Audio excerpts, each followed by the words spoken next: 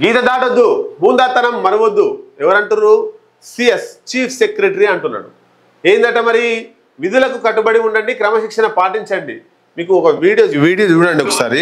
Honourable deputy CM గారికి, honourable ministers కి, honourable MLCs కు, ఎమ్మెల్యేస్ కు నా దగ్గర బాగుకోరండి గారు. అనే ఐఏఎస్ ఆఫీసరు ఆయన ఏం చేసిండు? రేవంత్ రెడ్డి, మన తెలంగాణ ముఖ్యమంత్రి రేవంత్ రెడ్డి కాలు మొక్కిండు IAS officer. Tribal welfare department secretary IAS Sharath Kumar, Indian administrative service. అట్లాంటి ఐఏఎస్ ఆఫీసరు కాలు మొక్కిండు. దాని మీద మన చీఫ్ సెక్రటరీ గీత దాటొద్దు అంటుండు, హూందాతనం మరవద్దు, విధులకు కట్టుబడి ఉండండి, క్రమశిక్షణ పాటించండి, సర్వీస్ నిబంధనలకు అనుగుణంగా నడుచుకోండి, బహిరంగ సభల్లో మితిమీరి జోక్యం చేసుకోవద్దు, అత్యుత్సాహం ప్రదర్శించి ప్రభుత్వ ప్రతిష్టను దిగజార్చొద్దు, అఖిల భారత సర్వీసు అధికారులకు ప్రభుత్వం హెచ్చరిక. ఇటీవల చోటు చేసుకున్న ఉదంతాల నేపథ్యంలో ఉత్తర్వులు. ఏం జరిగింది?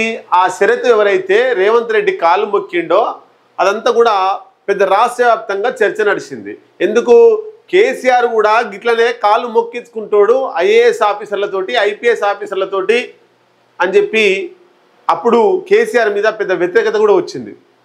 సిద్దిపేట కలెక్టర్గా ఉన్నటువంటి ఆయన, తర్వాత జడల శ్రీనివాసవాణి హెల్త్ డైరెక్టరు, ఇట్లా కొంతమంది అధికారులు, తర్వాత ఐఏఎస్ ఆఫీసర్లు ఇక కేసీఆర్ కనబడగానే దేవుడు కనబడట్టే డై కొట్టేది కాళ్ళ కాడ. అట్లా కేసీఆర్ దొరల అహంకారానికి నిదర్శనం ఈ ఐఏఎస్ ఆఫీసర్లు. కేసీఆర్ కాలు మొక్కుడింది. ఆయన 5 ఏళ్ళు ఉంటాడు, 10 ఏళ్ళే ఉంటాడు. ఐఏఎస్ ఆఫీసర్లు ఎప్పటికీ ఉంటారు. వాళ్ళు చదువుకొని వచ్చిన వాళ్ళు, గ్రేట్ ఆఫీసర్లు, ఒక జిల్లా మ్యాజిస్ట్రేటు ఆయన కాలు మొక్కడం ఏంది అని చెప్పి చర్చ నడిచింది. ఇప్పుడు కూడా మొన్న జరిగినటువంటి ఏదో ఒక మీటింగ్లో ఐఏఎస్ శరత్ రేవంత్ రెడ్డి కాలు మొక్కిండు. మొక్కడం వల్ల అది జనాల్లోకి నెగిటివ్ పోతుందని గ్రహించినటువంటి రేవంత్ రెడ్డి సిఎస్ తోటి ఈ మాట మాట్లాడింది.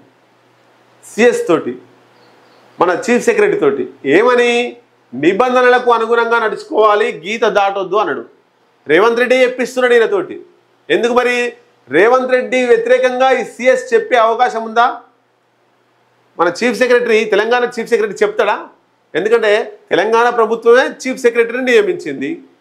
అట్లా ముఖ్యమంత్రికి వ్యతిరేకంగా చీఫ్ సెక్రటరీ చెప్పడు. ముఖ్యమంత్రి చీఫ్ సెక్రటరీ తోటి ఈ మాటలు చెప్పించిండు. ఎందుకు? ఇలా శరత్ మొక్కిండు ఐఏఎస్ ఆఫీసర్, ఇంకొక ఆయన మొక్కడానికి ప్రయత్నం చేస్తాడేమో. ఇదంతా కూడా రేవంత్ రెడ్డిని ఇబ్బంది పెట్టే అవకాశం వస్తుంది. మళ్ళీ కేసీఆర్ బాటలోనే రేవంత్ రెడ్డి నడుస్తాడు అంటారు. కాబట్టి చీఫ్ సెక్రటరీ తోటి ఈ మాటలు రేవంత్ రెడ్డే అనిపిస్తున్నాడు. ఇటీవల చోటు చేసుకున్న ఉదంతాల నేపథ్యంలో ఉత్తర్వులట. ఏంది? హద్దులను మరిచి అత్యుత్సాహం ప్రదర్శిస్తుండడాన్ని ప్రభుత్వం తీవ్రంగా పరిగణించింది. వారు తమ విధులకు కట్టుబడి ఉండాలని, సర్వీస్ నిబంధనలకు అనుగుణంగా నడుచుకోవాలని, బహిరంగ సభల్లో మితిమీరిన జోక్యం చేసుకోవద్దని, హూందాగా వ్యవహరించాలని చెప్పిరట. అంటే ఇక ఇండైరెక్ట్గా రేవంత్ రెడ్డి ముఖ్యమంత్రి కాళ్ళు, మంత్రుల కాళ్ళు, ఐఏఎస్ ఆఫీసర్లు మొక్కొద్దు, మొక్కుతే చర్యలు ఉంటామని రేవంత్ రెడ్డి సిఎస్ నోటా చెప్పించిండు. ఇది క్లియర్.